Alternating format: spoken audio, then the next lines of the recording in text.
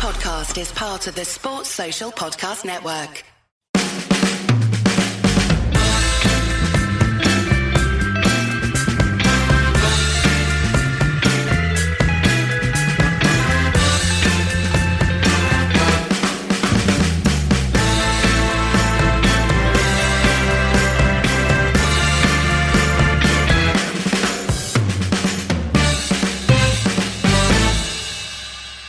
£3:00 on Saturday.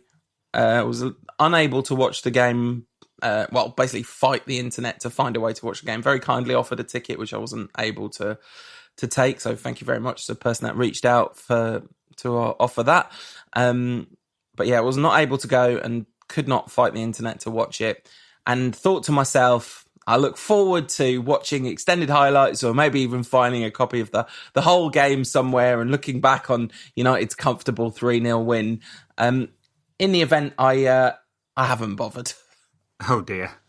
It's got to that already this season, has it? 3 games in, you've given up? No, not at all. I just decided not to subject myself to 90 minutes of watching Man United losing to Crystal Palace in a game I already knew the result of. That seemed like difficult to do. Yeah.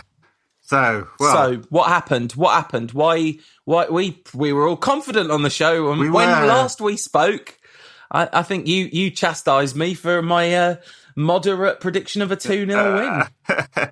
Yeah, I mean, thinking back to our predictions and forecast and analysis of the game, I think our analysis is about right, that Palace would play a pretty traditional 4-4-2, which they sort of did. I mean, it was more like 4-5-1 with 4-4-2 when they were attacking, and Zaha joined the IU up front. But they just defended these 2 very low blocks, and so I think our analysis was right. In fact, our pre-season analysis of where United and the types of games United might struggle is right as well. We were just wildly optimistic on the result. So basically, if you want to beat this United team, either you're good enough to pass around the press, which will be a fair few teams, I imagine, or you just suck all the space out because there's no plan B there, and there's no guile, right? So we do not have a number 10 who's going to create anything. Or appear so far unwilling to play a number 10 who might create something. And it's all based on speed in behind. But if there's no space, what happens? So United huffed and puffed a lot.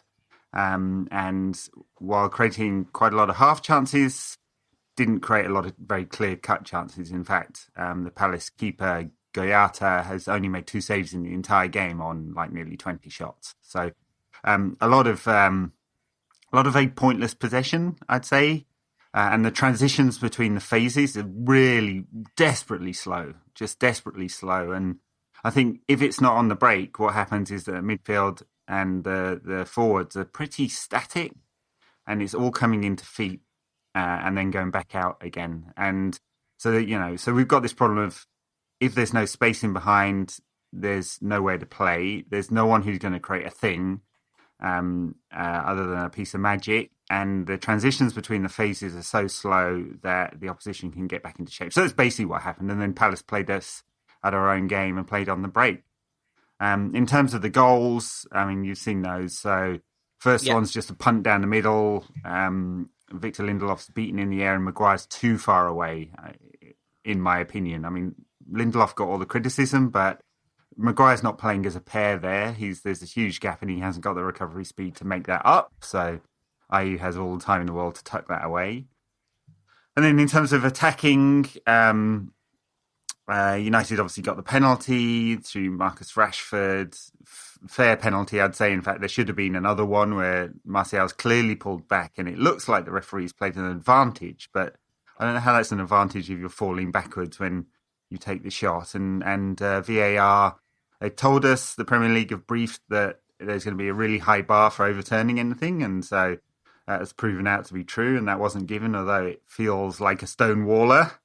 The video assistant referee hasn't overturned the on the field referee there, and Martial didn't get that penalty. There's also another big incident where Martial's been chopped down, and it looks like by the last man, and it was given as a yellow just outside the box, the free kick.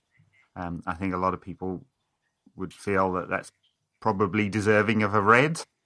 I think they were particularly keen in all their briefing to sort of say that where a yellow's given, and even if a lot of people might think it was a red, if there are sort of people that would think it was a yellow, it's going to stay a yellow sort of thing. And when I say people, I mean like people who are qualified to have an opinion on these things. Right.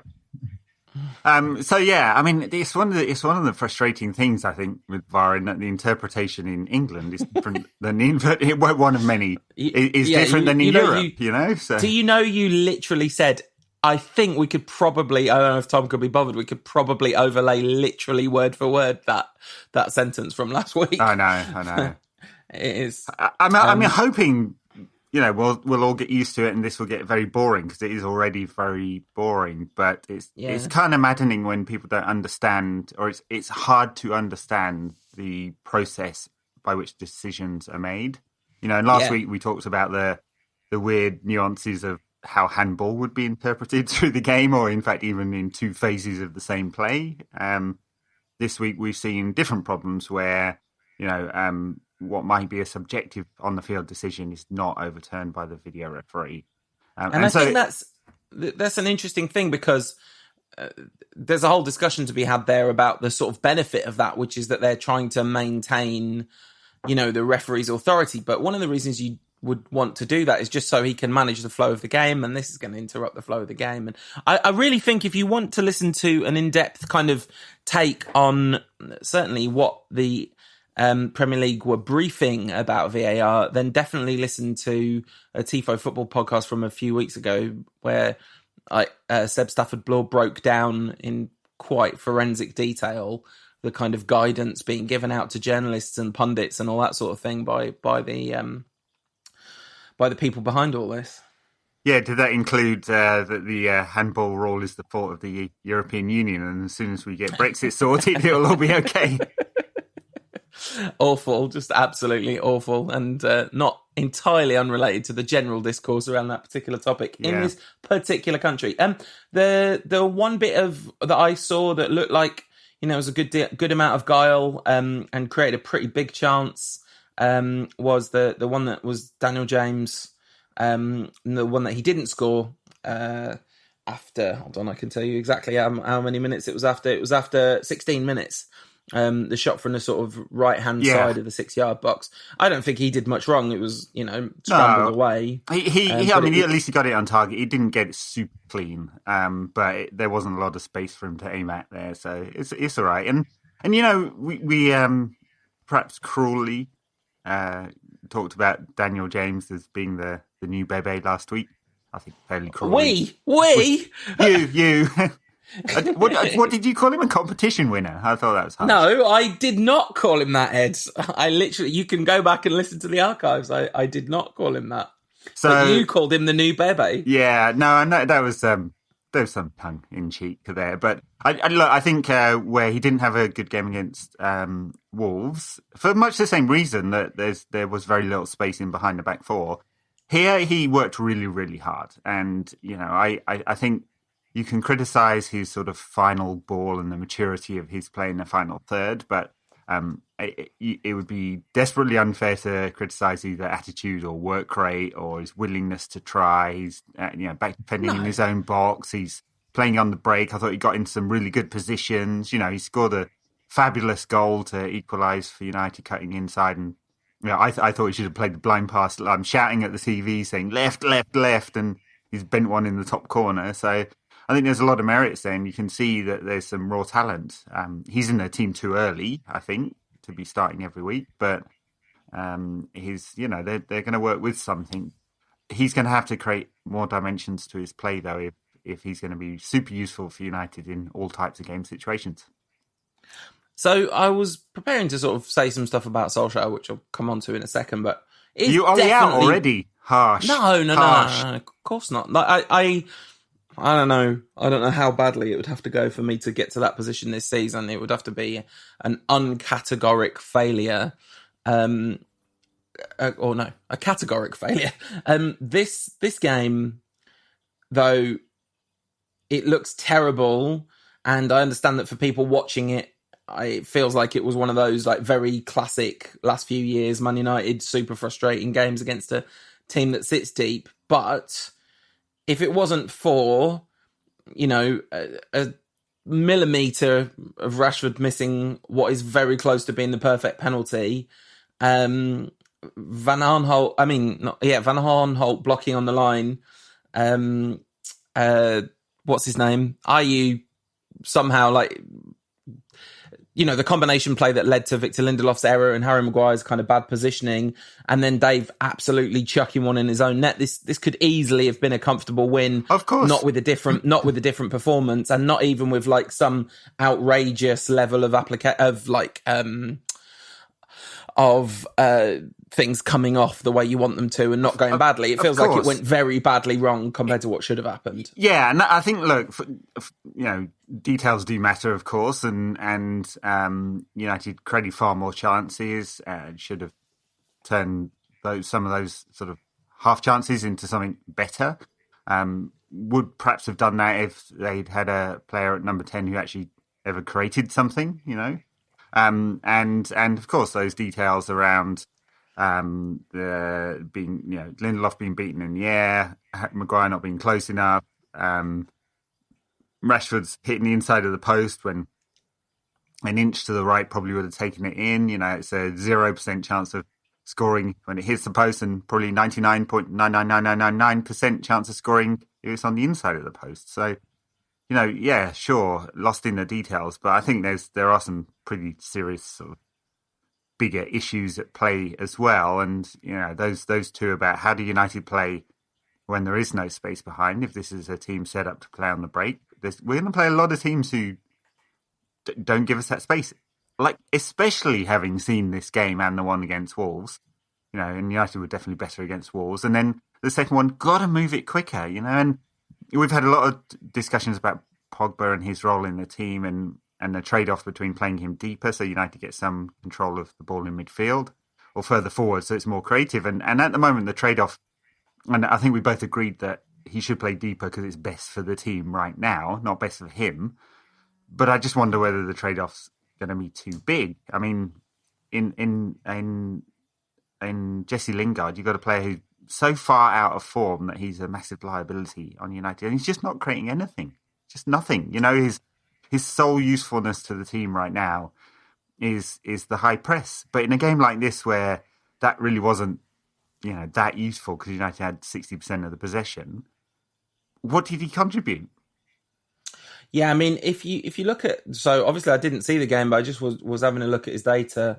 United had 22 shots, and that means that more or less you're going to have 22 key passes spread around the team in some way or another, or at least like a good number of key passes. The fact that Lingard playing at number 10 got one and didn't take a single one of those shots, I'm not like criticizing his performance because I didn't see it, but those are real bad numbers to back up the idea that I've heard from everyone I've talked to about this game that he was pretty terrible in it. So he's clearly really out of form. And, all that stuff that I was saying about the details was by way of preamble of what I'm about to say, which is, to me, picking both Lingard and James for this game seems mad. Like a proper, what are you doing? Now, Daniel James, it sounds like actually he scored the goal. He was the one that had the kind of best chance earlier than that as well. But to play both of them in a team where we talked about it on the show last week. What are you going to do? You need guile, and Lingard in bad form doesn't offer any guile, and it's such a shame because there's obviously a player in there, but he's in a right old state at the moment. And interesting, once again, this time it looked like Ollie was more proactive with his subs than he was, if I've got my timings right. Yeah, I mean, he's left it pretty late again, I think. So, Ashley Young came on for Luke Shaw in the first half. That was enforced change, but to be honest, probably improved United's attacking threat down the left. Is that cruel? And Mason Greenwood got half an hour. Yeah, I think you can't say it's leaving it late when you're bringing on Mason Greenwood with half an hour. No. And big cheer, amongst the United fans watching where I was for that one. And, he played off the right and James went left. And they basically played a straight up 4-4-2. after that, sort of matching Palace's shape, but just much more attacking. But it still had the problem of super deep bunch of the same kind of players on the pitch. In James, Rashford, Martial, and even Greenwood to some extent, he's a slightly different player. They all want the ball in front of them. And when the ball's into feet and you have to do something else, what's it going to be? And then you end up with, one trick pony or perhaps two trick pony Ashley Young trying to lob one into the back post. And it felt very predictable for the last half an hour or so, Anyway, so United did equalise though through Daniel James.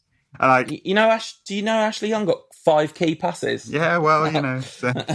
I'm sure a lot of those were taps to one side while someone took looking at the shot map. I'm going to guess that a substantial number of them were little balls. Balls inside when someone had a punt from 20 yards. Yeah. Yeah. Talking though of lobbing one into the post, David De Gea's chucking him into his own net again. Then, I mean, what a gut punch after James scores and. Right. So some criticism of him celebrating. What the fuck? He scored a last-minute goal at Old Trafford. That's insane. On his 3rd appearance for the club. Anyway, people have gone. Heads gone. They really have. They really have. And it's a nice move. Assist for Martial playing inside and James cutting in and curling one in, and everyone's thinking, well, go on and win it. You've got 5 minutes of added time here. Momentum's with you, and just a simple pass through the left-hand channel. And Van Aanholt coming up from the left back has smacked one into the near post, and Dave's beaten. And it's just, I thought last week that there were no mistakes in the through pre-season or the first 2 games of the season. Dave's back. He's had the summer to focus. Everyone's saying that contract situation is almost sorted, not signed yet. And apparently that focus isn't there because he should never, never, never be beaten by that shot. I mean, let's hope that he lost focus because, they scored a last-minute goal and, all that match situation stuff rather than a more general thing. But worrying signs that's almost more worrying than any of the rest of it. Because United being generally better than the other team at Old Trafford and not brilliant and losing and missing a penalty and all that's all pretty standard stuff. But we absolutely can't go for another season where David De Gea is a liability. Then if David De Gea is like a liability for whatever percentage of the time it is, there's no way on earth where our kind of general sort of weaknesses and failings aren't going to stop us getting top 4. No way on earth. Sure. Just a few comments on a few other players. I mean, I thought Wan-Bissaka had his most difficult game for United so far. I mean, lots of praise for him generally, I think, because he's such a massive upgrade. He struggled to cope with the overload that Palace sometimes created on the break with Van Aanholt and Schlupp. Got booked for pulling back Schlupp when he was beaten for the first time, I'd say. But, not a terrible game, just a more difficult one than before. Lindelof and Maguire, not quite a partnership yet. We sort of talked about that. And Shaw only got half an hour, limped off. We'll see how fit he is, but that's kind of worrying signs because, it already looks like United need an upgrade in that position. It's clearly a weakness, and I do think that at times Zaha drifted out there to try and give him trouble. And then, of course, when United had Ashley Young on, it was probably an upgrade, and that's kind of a worrying sign. And then in midfield, McTominay, I mean, this is a game he should have completely dominated. I mean, he should be better than Palace's midfield. He's sort of, he's industrious, but in a game like this, we needed more than industrious. And Pogba's just too deep.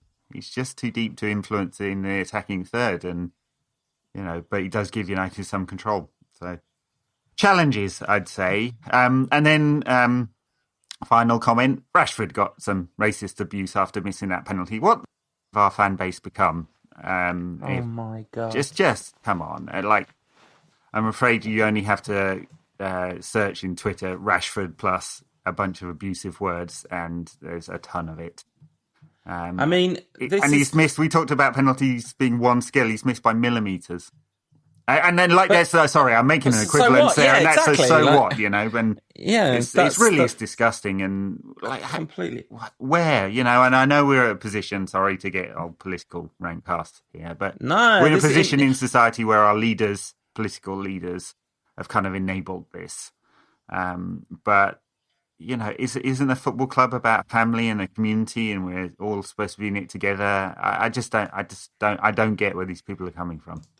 Absolutely, and I'm not apologising for talking about politics here, and if you don't like it, you can sod off, full on just stop listening and stop listening forever, because if you don't want to hear about how politics and this intersect, then you're just not interested, and you could keep politics out of sport, as if politics hasn't been inserted into sport by the sport. Sport is politics.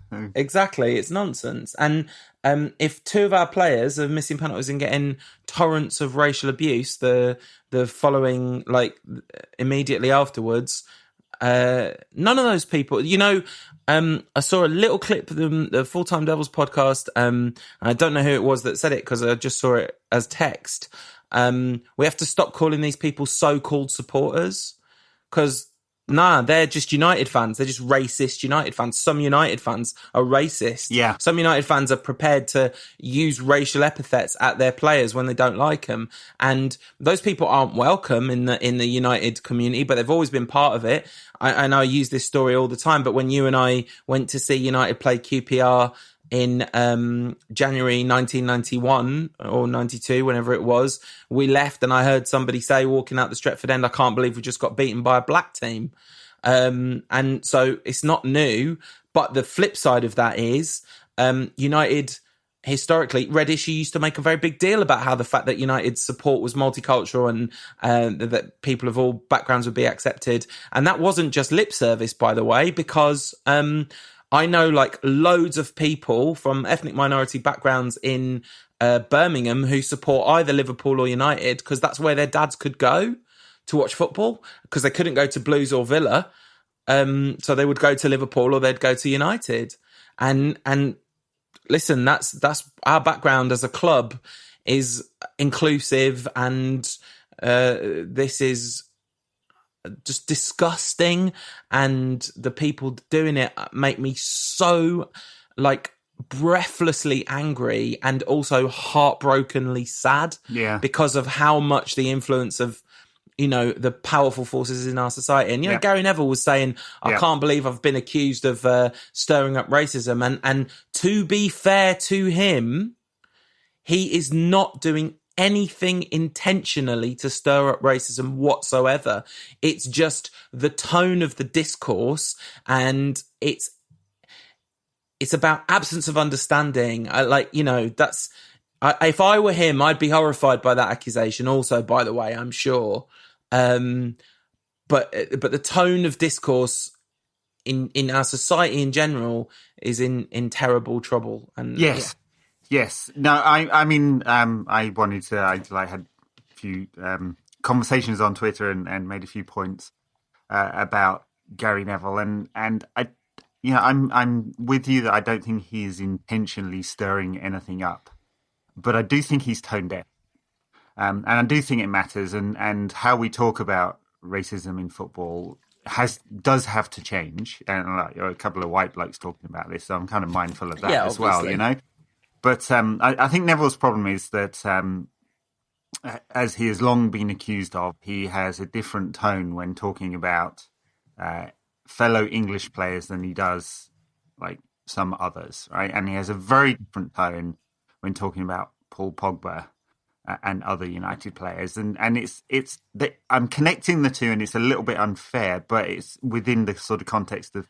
this whole discourse around players and immigration and racism, and I think he just kind of needs to respect that. So what Neville did last week was blame Pogba for the penalty situation against Wolves, where we find out from the manager afterwards, who's very candid about it, that he'd given them the responsibility and they had to decide before the game who was taking any penalties. The players hadn't, which meant they had a conversation on the pitch, and it was decided that Pogba would take it. No fallout, no argument on the pitch, no nothing, but Neville kind of very wrongly said there was, right? And then blamed it on Pogba.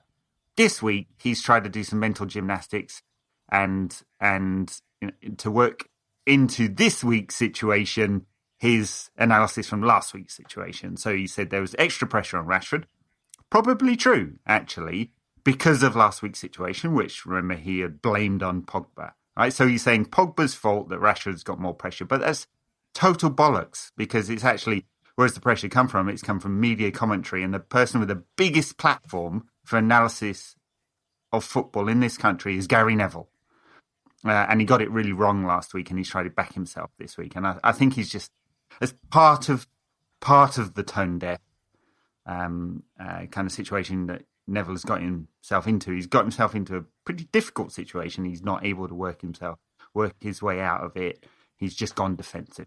Anyway, that's my view. Also, like Marcus Rashford missed the penalty by 3 millimeters. Like Pogba hit an absolute stinker. Rashford didn't miss that penalty because he was under additional pressure. You know, that's not why that penalty got missed. It was millimeters away from being a spectacularly brilliant penalty. If anything, he's hit it too well, Clive. Having said all that, Graham Souness is a racist. So if you don't care about cricket, please fast forward. So we're recording. I'm looking at the timestamp now, so I'm going to give us exactly 10 minutes, Ed.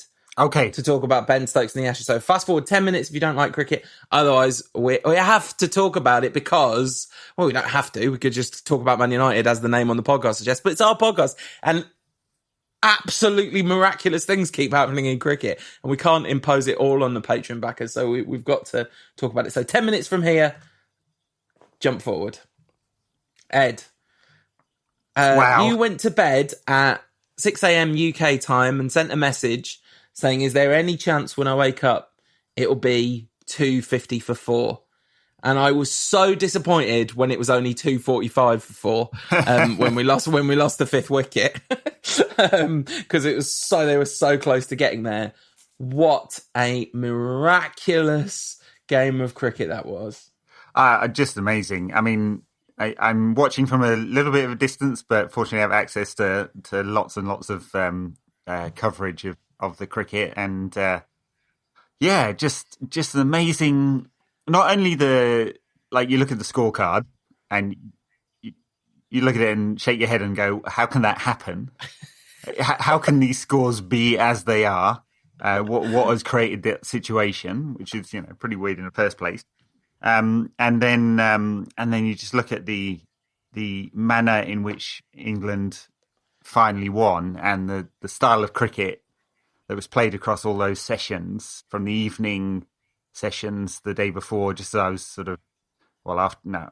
sometime before I went to bed, which was basically block, and Joe Root scoring some runs. And the sort of fight back with Bairstow and Ben Stokes that happened that evening, to the absolute, I think Jonathan Liu called it, violence of Stokes' acceleration when England were 9 down. As he said afterwards, he sort of felt that he only had one choice at that point. I guess he had total freedom. And then for a man who'd been playing for so long under so much pressure to just switch from being defensive to playing 2020 cricket, or perhaps 100 ball cricket as it will be next summer, to just absolutely cleanly hitting Australian fast bowlers out of the ground was just incredible. I mean, it was like everything about that game was miraculously ridiculous. Jofra Archer's sixfer in his second ever test in the first innings, seems like a million years ago that sixfer does now. And that because that was in the evening session basically when he just ripped Australia apart. And then so full of optimism after what had been quite a sticky middle part of the day to get Australia out for under 200 at Headingley, where some big scores might be possible. For England to top score, Denley top scoring with 12 in a 67 the lowest all highest out score an Englishman's ever got. Yeah, I mean, just the madness of all the stats in this game, and just the swings. I mean, Test cricket's great for its ability to sort of have an ebb and flow in the storyline, isn't it? I mean, in one-day cricket, kind of the pressure builds in the best one-day games. It doesn't really happen in 2020 quite the same way. But Test cricket, there's a story, and there are stories, aren't there? There's exactly layered narrative that build towards a final cumulative conclusion. But this was just wild swings. Yeah, between just ridiculousness of England's first innings. Look back at how each of them got out. Some of them, what were they? Ben Stokes, he got a duck in it, didn't he? In that 67, chasing a super wide one on his third ball. What? Why? Yeah, Madness. Exactly. And you said it's not so much on WhatsApp. You said it's not so much ebbs and flows as crashing tidal waves in either direction. So we go from Ben Stokes swinging at one and getting out for a duck for no reason in the first innings to literal Jeffrey Boycott complaining that Stokes wasn't playing aggressively enough. Literally on TMS, Boycott was well, he's got to play some shots. It's amazing. That's the extent of the ebbs and flows. And so then once you get into that final innings, Stokes got 2 off his first 63 balls and 74 off his last 43 balls. 74 of a 76 partnership, 1 to Leach, 1 wide. So the only thing I was taking solace from in that second game, after the first, you were super mad after the first innings, Ed, and understandably so. And the thing that I remember thinking is what's absolutely insane about this 67 is how good this batting unit could be. That's what's so crazy about how bad they've been. 3 times in a year, 4 times in 18 months, they've been out for less than 100. And yet this is the same batting lineup that can literally chase down the biggest total that's ever been chased down by an England side. A record that stood since the 1930s, I believe. It's the 20s. Absolutely insane. And it wasn't just Stokes, although that was a personal miracle, but Root and Denley on the day before, that Joe Root innings was absolutely incredible. Bairstow speeding through the gears and sort of basically kind of pulling Stokes along with him. Bairstow overtook Stokes at one point, who'd been in for, 100 balls or something by that point. And then Stokes ran Butler out as well. He literally just completely stuffed up England's whole chances of winning single-handedly by running out. He should have run Leach out, of course, which no, that was Leach. Kind of fumbled. That was Leach's fault. Stokes was very clear that he was no way, mate. I was never even slightly running there. So yeah, I mean, the Aussies will look back on the details of that and wonder how they haven't won, much as the New Zealanders did in the World Cup final. So that run out, the fact that they called for DRS on the the Leach LBW that was nowhere near pitching well wide of leg, and someone had to say no way, that's ridiculous, and wasted it then on a plum LBW on Stokes, which would have won the game 2 balls before Stokes wins it. It's madness. They may regret the decision to bring back Nathan Lyon when England needed 8. I mean, Stokes said that was the one bowler he desperately didn't want to face at that point. He'd much rather have faced the Quicks. But he just put him into the stands.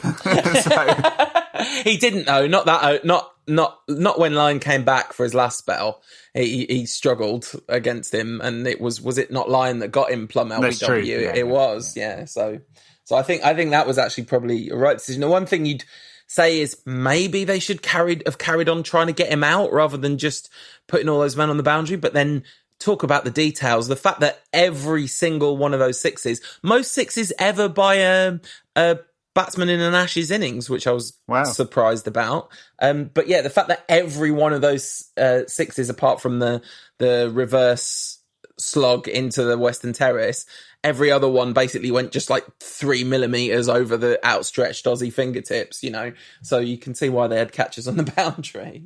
Yes, that the reverse slog sweep was an outrageous shot. It's outrageous. So. Absolutely amazing. My favourite, that was obviously the best shot, but then I loved the the kind of sweep drive off a full toss. Well, it was a Yorker, but he made it into a full toss, and just the angle of the bat to get under the ball in the way that he did, and the complete absence of margin of error there. And then the fact that he tried a ramp shot, it didn't come off, and he ramped a six the next ball. Like, talk about backing yourself. Yeah, that's right.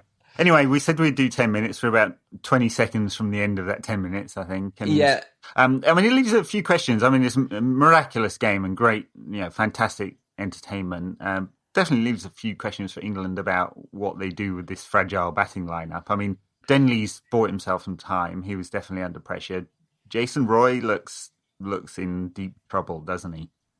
I think he'll be the one change they make. And I wonder if you don't just take Roy out, put Anderson in, and trust Wokes one up the order. Maybe open with Denley and hasn't scored enough Burns. runs, has he? I mean, it's Manchester, so He's it's normally a decent pitch. So that would be risky. I mean, you'd definitely be backing England to bowl Aussies out for 250 odd twice. Yeah. But Jimmy Anderson, Stuart Broad, Stokes, and Jofra Archer and Jack Leach, like, probably bowl most teams out for not, especially. But the problem is, of course, Steve Smith. Anyway, that's probably the Old Trafford that people that are tuning back in now don't want to hear about. Manchester United's next game is not at Old Trafford. I wonder whether we'll be benefited from playing Hassan Hootel's boys at Southampton, where they might leave a little bit of space behind that we can operate in. Maybe. Might not, though. Wolves didn't. And Southampton haven't got off to the greatest start. I mean, heavy defeat against Burnley on the opening day. No surprise in losing to Liverpool, I guess, although I thought Liverpool were pretty fortunate to win that game. And then a good victory over Brighton at the weekend. I didn't see any of that game, but winning at Brighton, solid number of points for Southampton there. Hopefully they leave some space for United, because the Palace game told us that A, there's no Gale, and B, there's no plan B, so there needs to be space in behind. I do wonder, do you think Ollie will change it up? I mean, it feels to me that he kind of has to. But he was very effusive in backing Lingard after the Palace game. Yeah, that's the one that you have to change. I mean, I don't know whether he will or not, but to me, that is the one that everything else, like, I wouldn't mind seeing Dan James. Feels like this would be very weird to drop him when he's just scored in the last minute in that game, and you said he was playing better at that. So, I don't think anyone else wants dropping. So it's just whether Lingard plays, and whether, I guess, Martial and Shaw are fit, because there's some doubt over them, I think. Yes, sure. I mean, it's a muscle injury. I suspect not. I mean, I guess Young comes into the side. Martial, that's a big one, because United are now pretty thin in terms of resources up front. So if he's injured, I guess Greenwood comes into the side. There's not a lot of other options. They're still trying to negotiate a deal for Alexis Sanchez to move to Inter Milan. I'm not sure he's actually fit anyway. Beyond that, what are the options? I mean, you can move Lingard into one of the wider positions. You can bring Mata into the team. That's a challenge. Ollie seems reluctant to play Mata because he does slow the game down. He's not going to.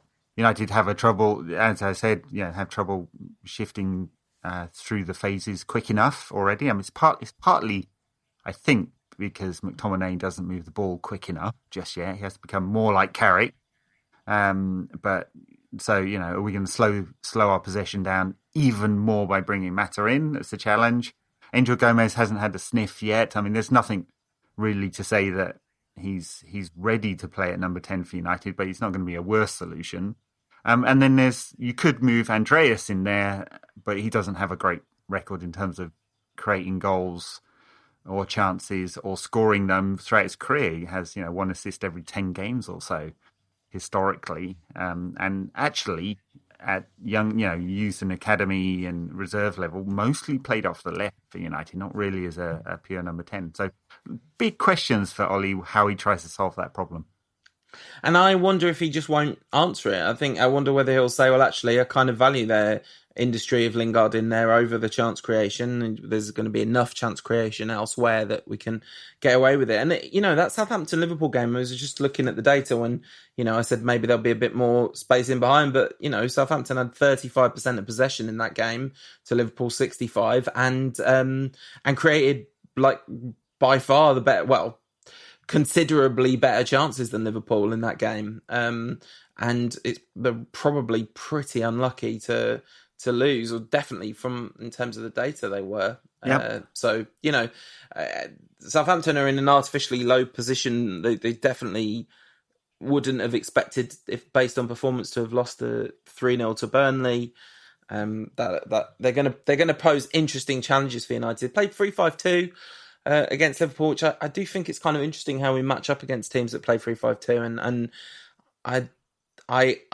it's going to be interesting to see how Lindelof and Maguire cope with the twin threats of former Birmingham City man Shea Adams and Nathan Redmond. So I think this game is far from a foregone conclusion. I have no idea what the solution is to the sort of general problem that you talked about. In fact, I suspect that the answer is that there isn't really a solution in the squad as it stands, unless somehow playing Juan Mata at number 10 starts to work, which, as I said last week, perhaps slightly meanly, but not really meaning it meanly, it kind of never has. Danny Ings played from the start against Brighton at the weekend. Yeah, so played against Liverpool and scored, didn't he? He did, but I think they against Brighton they played a 4-2-2-2-2. It was absolutely classic hipster tactics, 3-5-2 and then 4-2-2-2 back to back weeks. Sounds like a telephone number to me. Nonsense, isn't it? Are you against it? Is that what you're saying? No. Down with this sort of thing. Down with this sort of thing, yeah. No, I've taken to watching Boca just to prove my hipsterdom. I haven't, actually. Because of Daniele De Rossi, isn't it? That's it. Scored on his debut for Boca. Of course he did. Oh, beautiful. Absolutely beautiful. All right, so that's that game. We'll do Twitter questions and then pick some scores, right? Yeah, I mean, final comment on Southampton before we move on to questions. So, look, United play after Southampton. Leicester at home, tough game. West Ham away, tough game. Sebastian Haller scoring. Arsenal at home, 6-pointer. The newly rejuvenated Newcastle just beat Spurs at St James's Park. Maybe they know what they're doing these days. I don't know. Then Liverpool at home. So that's and there's the international break in there, but just there's pressure already on United to get something out of this Southampton game because there's some tough games coming up. A lot of what you just said depends on emphasis, right? Because you're right in a way, but on the other hand, Leicester at home, well, that's a game United should definitely be able to win. West Ham away, well, it's not a gimme, but there's very few gimmies in the Premier League, and again, that's we're definitely better than them player for player. Arsenal at home, that's that is what it is. It's a big game. We've obviously got a really good record against them, although perhaps not so much in recent years. And Newcastle are rubbish, so they beat Spurs, but lads, it's Tottenham. So emphasis goes a long way, but you are, of course, absolutely right. And there is pressure because the thing is, we just played Palace at home and lost. And if you can play a team that's probably going to get relegated this season, although we might have just saved them by giving them 3 points they wouldn't have expected to have, then it's there's going to be a ton of pressure because we're just not that good. Yeah. All right. Talking of not that good, Twitter questions. Twitter is really bad. I feel like we should switch to email only questions in protest at how rubbish Twitter are as a company. And they really are rubbish as a company. Yeah, you post copyrighted content or call someone the C word, you get banned very, very quickly. Use the N word all over Twitter, no problem at all. Freedom of speech, innit? 0.51 XG for Newcastle against Tottenham's 1.26. Just to clarify, that are Newcastle actually good? Question. No, they're not. Friend of the show, Cal Gildart, says... Oh, best friend of the show. Could barely get his name out. Having played in a progressive back three with Villa, not to mention featuring their for us towards the back end of 2016-17. Could you see a problem with playing Tuanzebe in a holding midfield role? Interesting question. Don't know if I know the answer to that one. You got a thought? I'd love to see it. I would love to see it. Who was it that... I know I talk about this every time he comes up, but he played 2 games in a row. Oh, yeah, it was against Arsenal and against Tottenham. And against Arsenal, he man-marked Alexis Sanchez out of the game. And against Tottenham, he was dragged from pillar to post by Christian Eriksen. So, mixed performances in his time in our holding midfielder. But he's got, a lot of maturity under his belt since then. And I would actually like to see that. I wouldn't even mind... You see the kind of McTominay and Tuanzebe and Pogba ahead of them and play a 4-3-3. Yeah. I mean, the only thing he's a very talented player, Tuanzebe, and he, I think you saw some Villa last season. He was a very good ball-playing defender as well when he wasn't injured. So that suggests he's got the raw skills. We've just never seen it. I mean, it's a big old risk suddenly switching to him in the Premier League. It's one of a few options to solve this trade-off of where you play Pogba and where do you lose out on creativity or control. So it could be an option. Maybe Carling Cup coming up in end of September, right? So maybe that's an option for that game. Interesting, he was on the bench again. No Smalling, Rojo or Jones in the squad. Bit of a message sent out to those guys. 2nd of September is the European transfer window. I can see Chris Smalling playing in Italian football, can't you? Yes, absolutely. I definitely can, by the way. Like he could do a job at a relatively decent level. Chris Smalling's not he's just not very good on the ball and he's got too many mistakes in him. That's, he's not like some absolute clodhopper of an idiot, is he? Fred was not in the squad either, right? Yeah, I mean, bizarre situation with him in which he was given time off to get married and appears to not be fit now. He's miles behind the rest of the squad, so therefore our £50 million midfielder is not playing at all when we're desperately short of numbers in midfield. Okay, so that's not because he's getting sold, it's because he's had too much wedding cake. Yeah, maybe. Janio72 on Twitter says, is it a worry that reportedly 3 people have turned down the director of football role because Ed won't give away responsibilities for signings? Yes, it goes on to talk about Matt Judge and the role of Doc, but I think it's utterly predictable. August 9th, United can use the money from the Lukaku signing in January. We'll do that. August 10th, more stories that United are hot on the heels of a director of football. December the 31st, January window super hard. End of May when the third quarter results come out. Special dividend to the Glazers, £30 million. It's so predictable what's going to happen. So, yes, it's a bit worrying, but it's also we know this is going to happen. Yeah, the director of football thing, this is... previously been wrong about some things at United. I never expected really that United would have spent at the level that they've spent over the last sort of... since Fergie left. I don't think necessarily ever thought we'd see that. Although this summer, as we've talked a lot about, was much more sort of reasonable in the relative to the market as it stands. But the thing that I never, ever, ever think will happen is that an actual director of football will be appointed under this structure at United. I think would have to be sacked because it is abundantly clear. I don't know Ed Woodward. I've never met him. I could be completely wrong about this. This could be a total misreading of the situation. But from the outside looking in, what it looks to all intents and purposes like is that Ed Woodward absolutely loves it. He loves that bit of it, being the big I am, and that's what he's in it for. He's an investment banker who somehow ended up being in charge of Manchester United. He's living out some sort of playground fantasy, and the idea that either he's going to go, well, no, all right, I'll just stick to making like tractor signings, tractor partners signings, and appoint someone else to do the fun stuff. Or the Glazers are going to sack a man who's making them a fortune. I don't think either of those things are going to happen. But at some point, you wonder whether a kind of repeated failure on the pitch will lead the Glazers to sacking Ed Woodward. That's the one thing. He's making money off it. So until he stops doing that, and of course, they are related. But until he stops doing that, they're not going to fire him. I mean, we might do better in midfield with a tractor signing, to be fair. Well, we did. In fact, that's what we did. We signed Nemanja Matic. It turns like one, yeah. One other thing on that, yes, I mean, there certainly appears from the outside to be ego in play.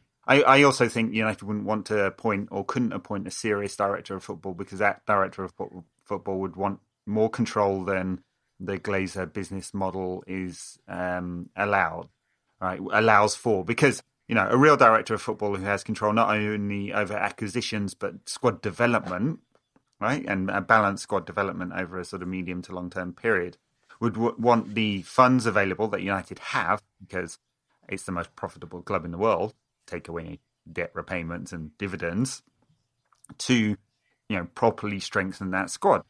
I don't think that the business model is going to allow for that. So you'd immediately have conflict between the boardroom and that director of football. And I think any director of football of note will realise that. So I wonder that'll just be about the amount of the budget. Presumably there'll be some director of football out there who's prepared to work within the budgetary constraints that they set, just like there's managers prepared to work under, Victor Tan at Cardiff or, Newcastle's Mike Ashley. People back themselves to do stuff in football, don't they? Yeah. Pratik Berlin on Twitter says, what's your preferred route to the Europa League next season? Losing the Europa League final or finishing 7th and playing in the qualifiers? Do you get a place for losing in the final? I don't know. Do you? Maybe. I mean, we got to make sure we do okay because under UEFA's new structure coming in 2024, at least proposed structure, there's going to be sort of divisional systems. We'll be playing down in the Vanarama League of the Europa League if we're not careful. I have no confidence whatsoever in United's ability to compete in the Europa League this season. That competition was made for Jose Mourinho's vindictive smashing aside of teams that were smaller than him. Yeah. I mean, physically smaller, basically. Physically smaller, yeah. At Jax365 says, and this different take on VAR, have the Premier League ruined VAR? Too higher standards means hardly any decisions being overturned. See Martial penalty shout and Kane on Sunday. Well, yeah, I mean, I don't know what is good and what is bad in VAR at the moment because it's they've reduced it to being binary decisions, and I guess that's if they can get binary decisions right, and we've talked about how difficult that is with offside, then it's like goal line technology, but it's not that good yet. What's mad is, on one hand, you've got like penalties that loads of people, certainly every team that supports that team, every fan that supports that team would be screaming, that's obviously a penalty, and they're not being overturned. But someone's shoulder is a micron offside, and that is being overturned because everything's got this bar of clear and obvious, except this like offside throwing this kind of absolute precision perfection into the mix. There's a huge philosophical disconnect between those two things. Well, at the weekend, Ronaldo had a goal chalked off. His shoulder was millimetres ahead of the defender. His feet were onside. His shoulder was offside. It doesn't feel like the spirit of the game to me. No, of course not. But that's what I'm saying. That's exactly what I'm saying. It's like, and that is making the general tone of the clear and obvious stuff. I really think they should change the quickest thing that you could help get people's head round VAR is if you change the offside to being a clear and obvious mistake as well. Yeah, that to me would seem like such a sane move from a sort of philosophical perspective. I kind of feel already, but let's see it for a season.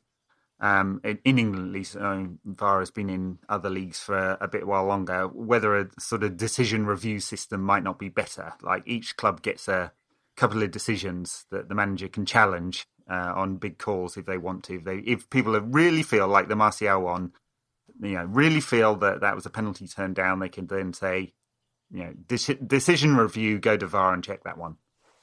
So anyway, just a thought. A million questions about Lingard. I kind of feel we've sort of talked about him. I I feel he needs some time away from the team. Palooza's oldest, Leo EPD, on Twitter says, on the Pokemon evolution scale, how many evolutions is Gary Neville away from evolving into full-blown Sooness? Oh, no. Is there devolution in Pokemon? I don't think there is. No. Gary, I think, is still basic Pokemon. Sooness is full level 2 Mega EX or whatever. I forgot that you would be able to answer this question because of your son. I was fully banking on you not having any Pokemon knowledge whatsoever. No, I know all about Pokemon, sort of. Gary Neville is going through football clubs in the Northwest, thinking got to catch them all. Salford City in the league. Everyone wants them to get relegated. Every fan of every other team in the division wants them to get relegated, I think. Anyway. Right. I read a long deep dive into Salford City at the weekend. I can't remember, was in the Athletic or in the Guardian, one or two. Anyway, and in which Gary Neville was being, reasonably defensive about their position, because basically they are the Manchester City of non-league or the lower leagues now. In that they're spending about £3 million a year over their actual income, so it's being subsidised heavily, mostly by Peter Lim. Who's 50% owner, who through equity, so he'll probably be more than 50% owner by the time they actually get somewhere, in the hope that at some point they will be able to turn that into a more profitable entity when they're higher up the leagues. But it is financial doping, just on a different scale to Manchester City. Just made me really laugh when you said, I'm not sure if it was in the Athletic or the Guardian. It's just very on brand. It's like, these are the two places it could possibly have been. Might have been somewhere else. Yeah. All right. So Crystal Palace game, not Crystal Palace, Southampton game. What do you think the score's going to be? I'm going to go for a 1-1 draw. All right. I kind of want to go for a draw as well, but I don't know. I'm going to go for how it would. Wouldn't it be nice if Man United won? All right. I'm going to go for an optimistic 2-1 win, but at the moment, it really does feel like we're in a position of very fine margins in terms of the details. The Chelsea game, everything flew in the net basically in the second half, and everything Chelsea did sort of very narrowly missed. The Wolves game, basically their one good spell of possession is the reason that they equalised, and Pogba missed the penalty. Then against Palace, another missed penalty, and Dave chucking one in his own net. So, there's really been a season, a win and a loss and a draw, all of which could have been any result based on the detail. Yeah. I guess that's true of literally any football match ever. But you know what I mean? It seems it feels particularly like that this season so far. It does. I'd just say that the structure gives you the chance to win, or win more of those details than you lose of them. And it feels to me that Ollie's got a big question to ask, both in terms of personnel, where some of those personnel play and pattern of play, especially in games that aren't quite going our way. Anyway, before we leave, I just wanted to say, I completely agree with that. But so far, we are 3 points worth off than we're meant to be on expected points already. So the structure's it's a little bit unfortunate that it is the way it is. So the structure, I completely agree that there are big structural problems, but they have been exacerbated by the detail rather than minimised, or rather than accurately reflected by the detail. Sure. I mean, we'll see where we get to a few games in the season. It wouldn't be that surprising to me if we didn't have quite a lot of games where we're drawing or losing 1-0, where the XG is 2.5 to 0.5. Because we've taken 40 shots from outside the box. Yeah. We're like the inverse of Manchester City. They're going to tippy tap it all the way to a tap in from 1 yard out. And we can't do that. We're not creating those kind of chances. So anyway, final thought comes from Tariq Amir, friend of the show, Le False number 12 on Twitter. Excellent friend of the show. Check out his short film Schrodinger's Cat on Vimeo. Yep, doing the rounds. What are your thoughts on Spider-Man leaving the MCU, and do you think this will have a lasting impact on his penalty-taking abilities for United? so here's a sub-question to that I've got. Who would, of the Avengers, expanded Avengers, let's say the Endgame Avengers, who would take the best penalty for United and why?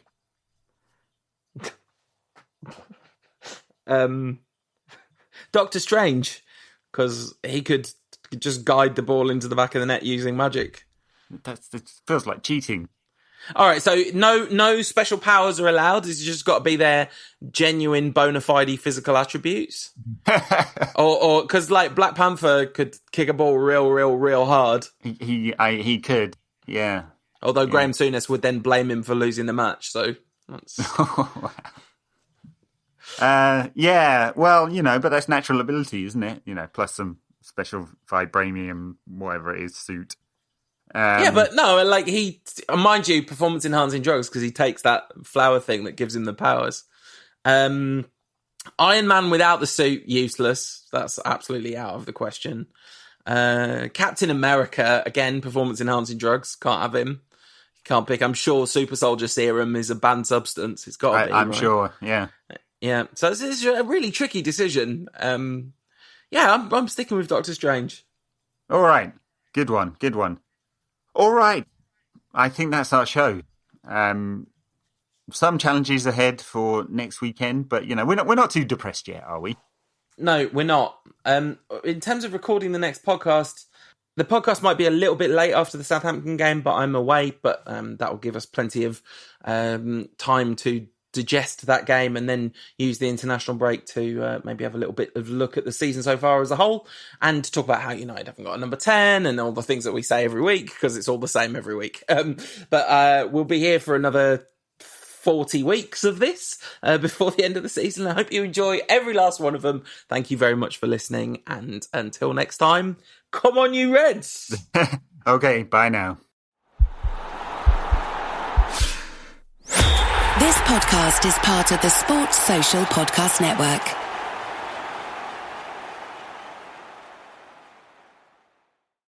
You live for planning the perfect trip. The thrill of comparing hotels, scoring that impossible reservation, and piecing together an unforgettable itinerary. You already think like a travel advisor, so why not just be one? Fora is a modern travel agency built for people who love to plan vacations and help others travel well. As a Fora advisor, you'll be set up for success with best-in-class training, powerful booking tools, and a vibrant global community of experts sharing real insider tips.